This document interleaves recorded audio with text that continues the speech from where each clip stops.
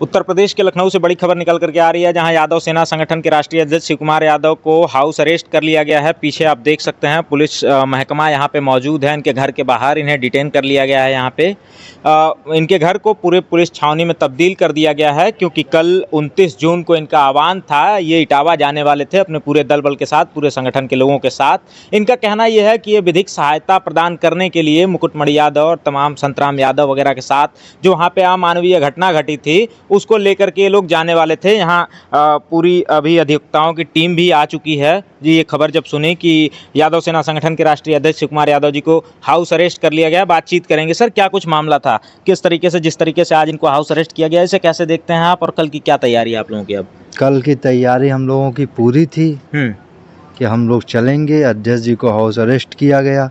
हम लोगों की सारी टीम आने वाली थी, लेकिन यहाँ स्थित जिस हिसाब से समझाया गया कि अभी अध्यक्ष जी को कोई वो नहीं है, कोई गिरफ्तारी नहीं करेंगे। हम लोग सुबह रणनीति बना के जैसा होगा 10 बजे हम लोग आगे जो है वहाँ जाना है, तो उस हिसाब से आगे तैयारी करेंगे। अच्छा, आप लखनऊ बार एसोसिएशन के कोषाध्यक्ष भी हैं, तो लगातार मतलब जिस तरीके से आपकी जो पूरी टीम है, क्या अगर ऐसा कुछ होता है कि सुबह तक इनको जो है छोड़ा नहीं जाता है, वहाँ जाने नहीं दिया जाता है, तो आंदोलन वगैरह कुछ होगा ऐसा? वो हम लोग सुबह 8 बजे पूरी टीम से मीटिंग से बात करके हम लोग आगे डिसाइड कर लेंगे। आगे डिसाइड करेंगे, ठीक है। और भी लोग हैं, बातचीत करेंगे। सर, कैसे देखते हैं, आप भी अधिवक्ता हैं, जिस तरीके से आज इनको हाउस अरेस्ट यहाँ पे कर लिया गया, इसे कैसे देखते हैं आप? अब देखिए, न्याय की बात है और इनको जो अरेस्ट किया गया गलत किया गया है। वहाँ शांतिपूर्ण तरीके से उनसे मिलना था, जो भी पीड़ित परिवार है, तो अरेस्ट करने की कोई आवश्यकता थी नहीं, लेकिन किया गया, तो उसके लिए हम लोग आगे कार्रवाई करेंगे। जो भी हम लोगों से बन पड़ेगा विधिक मतलब शांतिपूर्ण तरीके से आगे किया जाएगा, उसमें कोई दिक्कत नहीं। न्याय दिलाने के लिए सारे लोग तत्पर रहेंगे। अच्छा, ठीक है। ये लगातार ये पहली घटना उत्तर प्रदेश की नहीं है जब मतलब ऐसा कुछ हुआ हो और पुलिस प्रशासन ना पहुंची हो। पुलिस प्रशासन ऐसे तो हर जगह पे आपको मुस्तैद दिखती है, लेकिन फिलहाल उन जगहों पे जहां घटनाएं होती हैं वहां पुलिस अक्सर देर से पहुंचती है। एक कहावत भी है कि पुलिस कभी भी समय पर नहीं पहुंचती है, लेकिन यहाँ सुबह 10 बजे का समय दिया गया था, अल्टीमेटम दिया गया था कि 10 बजे हम लोग यहाँ से प्रस्थान करेंगे इटावा के लिए, जहाँ ये घटना हुई है, जिस गाँव में ये घटना हुई है।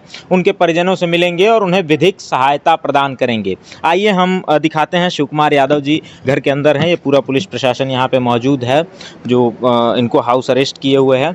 आइए अंदर चलते हैं, उनके यहाँ शिव कुमार यादव जी से बातचीत करेंगे और देखेंगे किस तरीके से क्या है नहीं है, बातचीत करेंगे इनसे। ये हमारे साथ यादव सेना संगठन के राष्ट्रीय अध्यक्ष शिव कुमार जी हैं, जिन्हें हाउस अरेस्ट कर लिया गया है। बातचीत करेंगे। सर, कल की आपकी तैयारी थी, आपको गिरफ्तार कर लिया गया, अब क्या होगा? अब क्या होगा? इसी तरीके की घटना मुझे याद आती है जब देवरिया के प्रेमचंद यादव की हत्या हुई थी। उस समय भी आप लोगों को जाना था, पुलिस प्रशासन ने आप लोगों का रास्ता रोक दिया था, परिवार से मिलने नहीं दे रहे थे, तमाम चीज़ें हुई थी। उसी तरीके की परिस्थितियां आज के समय में बनी हुई हैं। देखिए, आज जो सरकार है ना वर्तमान की, इस सरकार में पिछड़े, दलित, अल्पसंख्यक लोगों को न्याय मांगना किसी सरहद पार करने से भी कठिन काम है। किसी भी ऐसे देश में जहाँ पे वीज़ा पासपोर्ट लगता हो, जो आपका दुश्मन देश हो, उसका सरहद पार करना और यहाँ न्याय मांगना दोनों बराबर जैसा है। तो ये तो कोशिश करेंगे कि हम वहाँ ना जाएं, क्योंकि हमने इनको साफ क्लियर कर दिया था। वहाँ के बाद इनके फ़ोन आए प्रशासन के, SP city, CO city, SDM, उसके बाद एसएचओ, एसआई, बहुत दर्जनों फ़ोन आए, एलआईयू के फ़ोन आए। मैंने सबसे क्लियर कर दिया था कि हम विधिक सहायता उपलब्ध करवाने जा रहे हैं, ना कि किसी तरीके का धरना प्रदर्शन करने।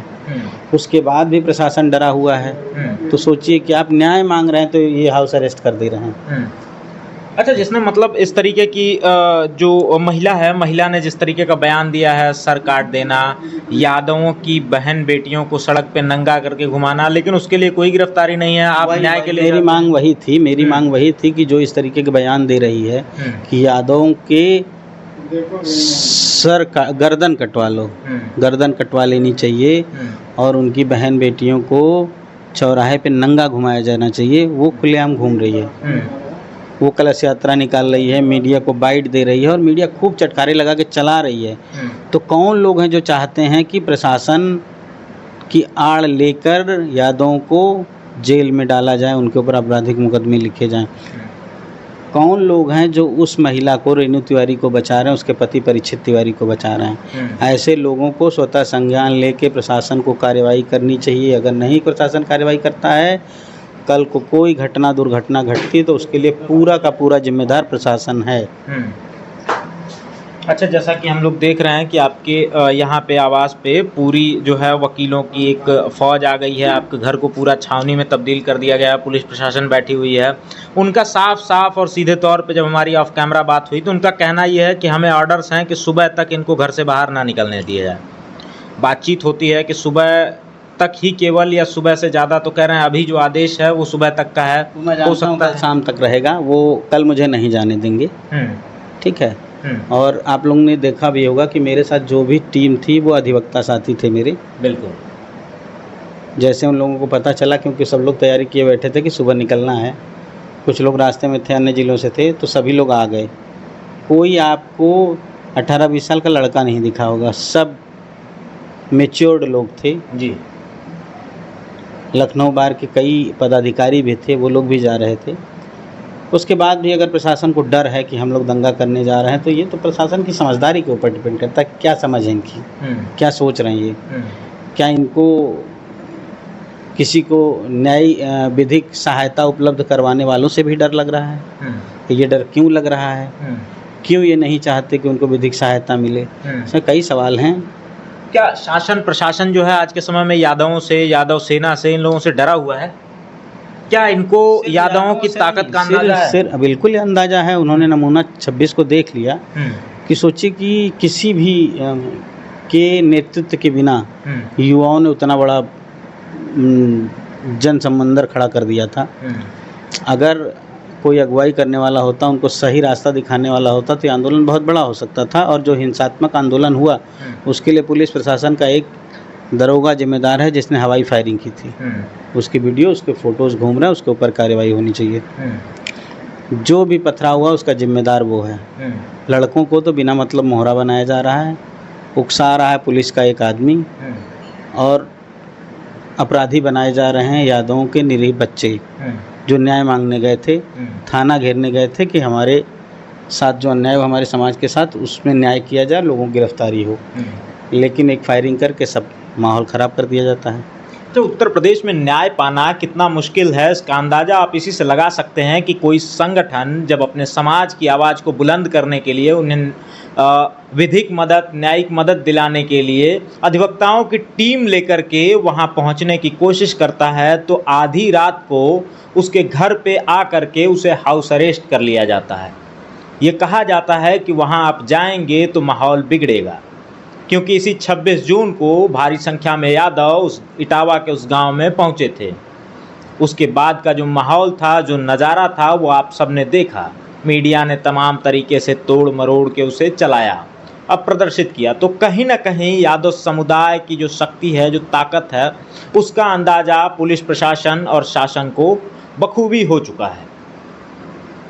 ऐसी अमानवीय घटना जो घटी है लगातार, जो कहा जाता है कि एक जाति विशेष का एकाधिकार कथावाचन और तमाम चीज़ों पे, पूजा पाठ पे है। लेकिन सबसे बड़ा सवाल ये उठता है कि जो भागवत कथा कहने वो यादव या फिर दलित कथावाचक गए थे, क्या उनका अधिकार नहीं था कथा कहने का? सबसे बड़ा सवाल ये होता है कि भगवान श्री कृष्ण को यादवों का कुलदेवता कहा जाता है, यदुवंशियों को भगवान श्री कृष्ण का वंशज कहा जाता है, तो अपने पूर्वज की कथा सुनाने में आखिर किसी भी समुदाय को आपत्ति क्यों होनी चाहिए? और जिस तरीके का बयान उस महिला का निकल करके आ रहा है यहाँ, वो महिला कह रही है कि यादवों को सर कटवा देना चाहिए, यादवों को बहन बेटियों को नंगा करके घुमाना चाहिए सड़कों पे, चौराहे पे। ये सही में बहुत ज़्यादा निंदनीय है।